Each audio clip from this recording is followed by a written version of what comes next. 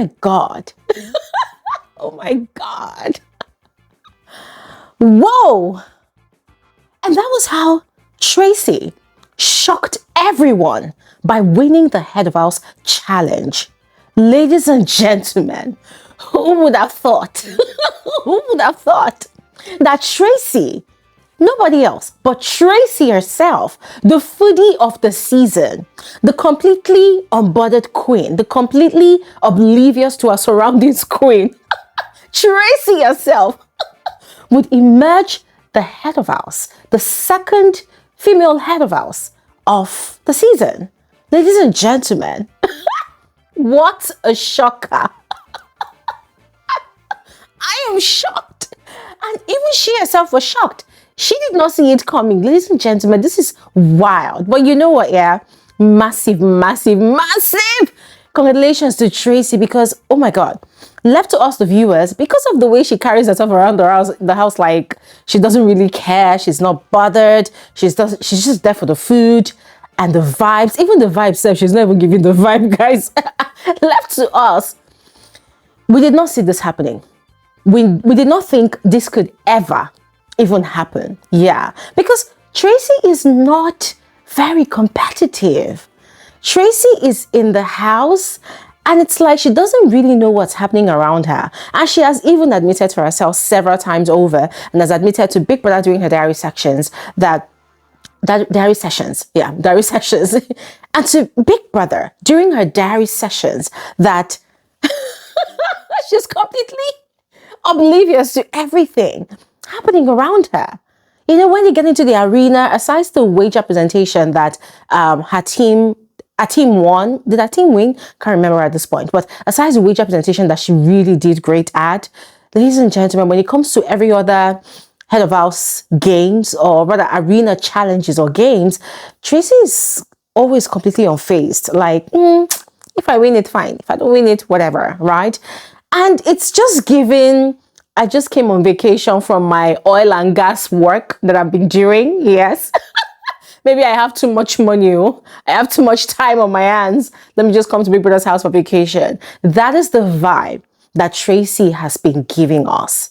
But lo and behold, last night in that arena during the Head of House challenge, Tracy actually proved us otherwise. And I'm just super proud of her. And once again, massive, massive accolades to Tracy for clearing all of our doubts about her character in that house. Because, ladies and gentlemen, I cannot wait to see how she functions as a Head of House. Yes, I cannot wait to see her lead and direct everybody in the house, because this is a huge position to occupy in Big Brother's house. We know how we know how chaotic the house can get. We know how stubborn all the housemates can be. We know how blockheaded they all are. Yes, in general, there isn't even any specifics, right? So I cannot really wait to see how she wields her power, her authority as the Head of House to do things. And even speaking about the power that comes with being Head of House in Big Brother's mansion, ladies and gentlemen, it is already taking effect as we speak. It's already taking effect, because immediately after Tracy won, guess who gave her a hug at least 3 times? Big Soso. Big Soso, of course. And you know why this is quite suspicious. Guys, we know that Big Soso and Tracy, they have a history, right? Now, if you have been following Tracy's little story in the house, you would have known that Big Soso was the first person that Tracy ever gravitated towards as a friend. And it was more like an imbalanced situation, unrequited loyalty, unrequited admiration, unrequited love and respect in that friendship. Yes. Big Soso, feeling like she's big, she's more important than Tracy, never for once accorded Tracy the same energy with which Tracy was handling that friendship. And so Tracy became tired. She became frustrated. She became really sad. At some point, she cried a few times, right? Cried to the likes of Ortega for advice. She complained about how every time she was the one that would always take conversations to Tracy, and Tracy would never return the same energy to her. Tracy always made her feel like she was unimportant, but Tracy would comfortably take up stories and gist to other people, other housemates that she really rated. But it was crazy how, as much as she accorded Big Soso this level of respect, this level of admiration, open admiration, by the way, this level of loyalty, Big Soso will still, take up conversations to other people who she rated. Yeah. So Tracy really felt inadequate in that relationship. Yeah. She realized that there was an imbalance of power, of respect in the friendship. So she decided to take a step back. And even one time when she tried to have a conversation with Big Soso, I think Big Soso actually embarrassed her in public. I don't know if you all recall, I think it was in first week where Big Soso had actually lashed out at her. And then when she was telling people around her what had happened, Big Soso had been very, very upset with her and had gone to warn her to stop talking about her, to stop mentioning her name. Yes. Now, ever since that confrontation that they both had, that was the last we ever saw these two people come into contact with each other. Yes. In terms of even conversations or cordialities or anything like that. And so fast forward to last night, after Big Tracy, hey, did I say Big Tracy? Okay, she's big now. She's the head of house. So she's big. Yay. So yeah, after Tracy won the Head of House challenge last night, she had been instructed by Big Brother, as usual, to choose a guest to enjoy the perks of the Head of House lounge with. And she had chosen Culture, which was a great choice, ladies and gentlemen, because in the midst of the storm for Tracy, Culture has been that one housemate that constantly checks up on her. That one housemate that always ensures that she is up to date with what's happening around the house. More like her BBC, CNN, her social media, or everything in that house. Culture has always been there, always encouraging her as well. At some point, I started feeling like, these people, do they want to start up a ship? Because that would be very interesting, yeah? But anyways, it was really nice to see that she rewarded Culture's loyalty with an invitation to be a guest in the Head of House, and everyone was quite happy, and I think that sort of gave Big Soso a rude awakening that, oh my God, hold on a second. If push comes to shove that this girl picks a trinket from the tree of trinkets, which says that she should save someone or probably eliminate someone, or maybe something drastic that will alter the course of the live nominations this week, that there's a possibility that she might be negatively affected because of the beef they both had. And so she decided that, she was going to play sweet. So ladies and gentlemen, 3 hugs, 3 different times to Tracy from Big Soso. And then late in the night, there was a conversation. Yeah. There was a conversation. And so, just as I predicted, Big Soso had gone to Tracy for a reconciliation conversation, which is quite funny to me because, girl, you had all week to have that conversation with Tracy. You had the whole of last week, enough time to settle matters with this girl, but you did not, because you did not rate her. You even told her friendship is not by force. I don't even want your friendship. I don't care. Blah, blah, blah. Said a lot of hurtful words to this girl. Now, she's the most powerful person in that house, and you are choosing to go and make peace. And guys, I found it really pathetic. The way she was desperately apologizing to Tracy, the way she was desperately explaining herself, trying to make a case for herself, trying to justify what she did and what she could have done, blah, blah, blah, blah.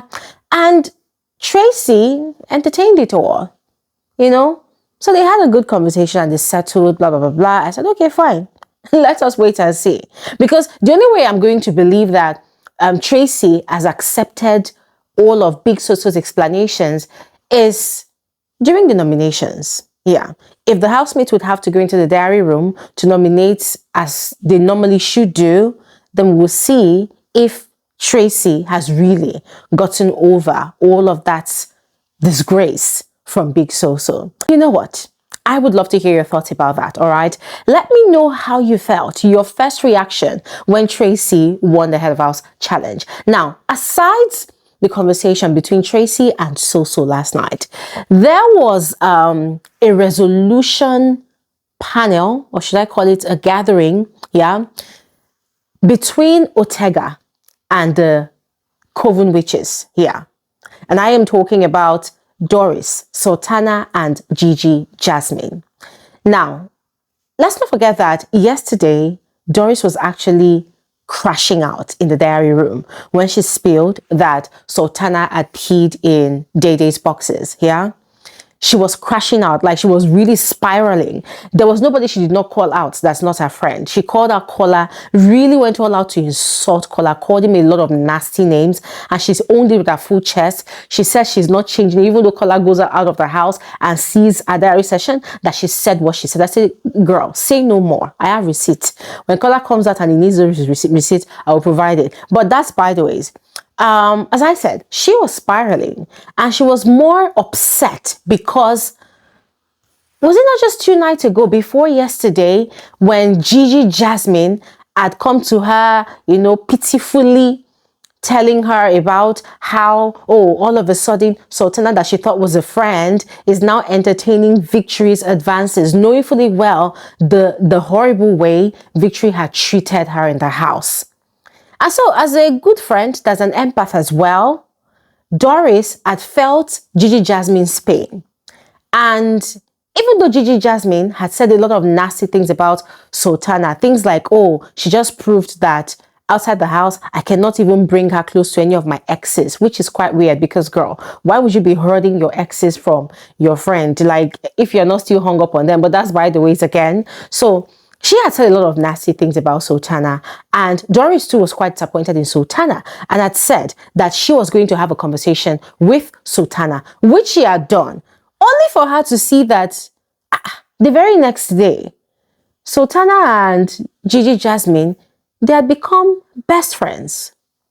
Yeah, like really best friends. And let's not also forget that Doris and Sultana, they had had a slight clash, yeah, where Doris was trying to advise Sultana. Sultana had picked offense and had been warning Doris to stop prefecting her, to stop being a prefect to her, that this is Big Brother's house, they can do whatever they want. So it was in this resolution conversation that we really got to get the bone of contention in all of these things. So it turns out that the same thing one or two other persons have been complaining about Sultana was the same thing Doris felt in that their friendship. That Sultana is a very selfish person, doesn't look out for anybody else other than herself. Ibi Fubara said it on the stage after she was evicted. Yes. So, according to Doris, that was what she was trying to address, because a lot of times she finds herself looking out for Sultana to the point that she also misses out on the perks of being in the game, in Big Brother's house. And so she was trying to advise Sultana to be more present, to be more aware of things around her, so that she would not lose out, because she is also losing out a lot because she has to be catering to Sultana's every need. Now, in the midst of that whole conversation, ladies and gentlemen, Doris was just dropping receipt upon receipt, because here's the thing about GIGI Jasmine and Sultana. These girls, they are premium manipulators. GIGI Jasmine manipulates with her soft-spokenness, with her tears, with how emotional she presents herself to be. She presents herself as this saint, this yummy, harmless saint that cannot even harm a fly. But she does the worst with emotional blackmail. So Tana, on the other hand, is the queen of manipulation. She uses people to fight her battles. I've told you all this several times from the very first day of this season. She uses people to fight her battle. She will come backlash, or how do they put it now? She will slander people over and over again to her friends and crews around her, you know, implanting their minds this seed of discord against certain people, and then they become her foot soldiers, and then they go out there and then they propagate that venom that she has, you know, planted in their brains. And she just sits back and watches everything get destroyed. It's like she enjoys destruction. So in that conversation, she kept on trying to twist a lot of things. And guess what? Doris came prepared like her own lawyer. Like she was literally coming with facts and receipts. I said yes or no. Yes or no, yes or no, this and that, yes or no. Like it was insane. And it was funny how even GIGI Jasmine especially was sort of shaking and almost stuttering because she realized that, oh my God, how did she not forget about this? How did she remember this conversation we had? Oh my God, you know, and Ortega just sat down there listening to everybody's side of the story and trying to resolve everybody's, you know, issue. And also, another thing I noticed in that whole conversation is the fact that GIGI Jasmine really played Sultana and Doris. Because if you think about it, Sultana and Doris, they had a stronger bond than GIGI Jasmine and Sultana. Sultana and Doris, they had this special bond from day one, yeah, which they had been nurturing over time. And so both of them, they had been neck deep into this whole gossip thing. GIGI Jasmine was not really into the whole gossip thing. It was just last week that she joined. So it turns out that after reporting Sultana to Doris, that, oh, Sultana, you know, portraying her to be a boyfriend snatcher, she had gone ahead to go and say certain crazy things about Doris, more like slandered Doris to Sultana, said that, oh, Doris had called you the weakest link. Said a lot of crazy things to Sultana. And that had also fueled the rift between Sultana and Doris. So it was in that resolution conversation that everything came to light. And you could see how GIGI Jasmine sat down there looking like, oh my God, I've been casted. And Doris too was like, you see, I never said this, but she said this. So everything was exposed. And guess what? Whilst Ortega was still trying to resolve matters, GIGI Jasmine was very, very hasty to apologize. She knew that if they continued nitpicking their previous conversations and all the gossip sessions that they had, she will be completely exposed. Her strategy will be completely exposed. And so, ladies and gentlemen, we did not really see the end of that conversation because, of course, it was a lengthy one and the cameras kept on going back and forth from them to other housemates because, of course, there are a lot of housemates in that house, right? But anyways, ladies and gentlemen, I'm not going to lie. As I said on my previous videos, I love the fact that they are experiencing what they call it now, turbulence. They are experiencing turbulence in their friendship because these people enjoy causing chaos in other people's friendships, relationships, and alliances. So having to see them experience it and disagree heavily on a lot of things and expose each other, it gives me so much happiness. But I would love to hear your thoughts. So please go ahead and share the comment section below. All right. As I'll see you guys on my next video. Thanks for watching. Have an amazing day. Bye.